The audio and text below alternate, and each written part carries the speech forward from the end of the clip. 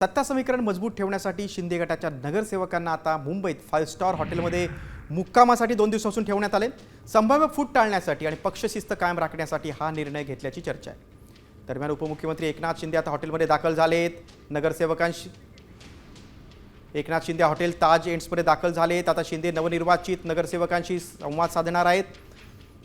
बघा, उपमुख्यमंत्री एकनाथ शिंदे हॉटेलमध्ये आल्याची ही दृश्य आहेत। महापौर निवडीआधी एकनाथ शिंदे सेनेचा आता मोठा डाव आहे। नगरसेवकांचा 5 स्टार हॉटेलमध्ये मुक्काम आहे 2 दिवसापासून आणि आता एकनाथ शिंदे या नवनिर्वाचित नगरसेवकांशी संवाद साधणार आहेत। या बैठकीत महापौर निवड, मतदानाची रणनीती आणि पुढील राजकीय दिशा या मुद्द्यांवर देखील चर्चा होण्याची शक्यता आहे। बघा, या हालचालींमुळे आता महापौर निवडीआधीच राजकीय वातावरण मुंबईत तापलेलं आहे। विरोधकांनी देखील या घडामोडींवर लक्ष केंद्रित केलेलं आहे। तर विरोधकांनी टीका केली आहे की एकनाथ शिंदेंना आपले नगरसेवक फुटण्याची भीती आहे म्हणून या नगरसेवकांना हॉटेलमध्ये ठेवलंय, अशी टीका देखील होते। आपण अधिक माहिती घेऊया आमचे प्रतिनिधी सूरज मसूरकर यांच्याकडून।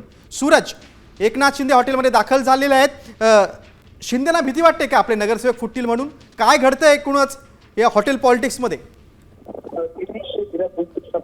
शिंदेचे नगरसेवक आहेत ते या ताज लँडमध्ये मुक्कामी आहेत। असं सांगितलं जातं की आजच्या या बैठकीत एकनाथ शिंदे मार्गदर्शक असतील, त्यानंतर कदाचित त्यांचा मुक्काम जो आहे थांबवला जाईल। आपण त्याचा पाहिलं तर 29 नगरसेवक इथं आहेत ते एकनाथ शिंदे शिवसेना, त्यामध्ये बऱ्यापैकी आहेत ते नवे आहेत आणि पहिल्यांदाच आहेत, त्यामुळे त्यांना मार्गदर्शक करण्यासाठी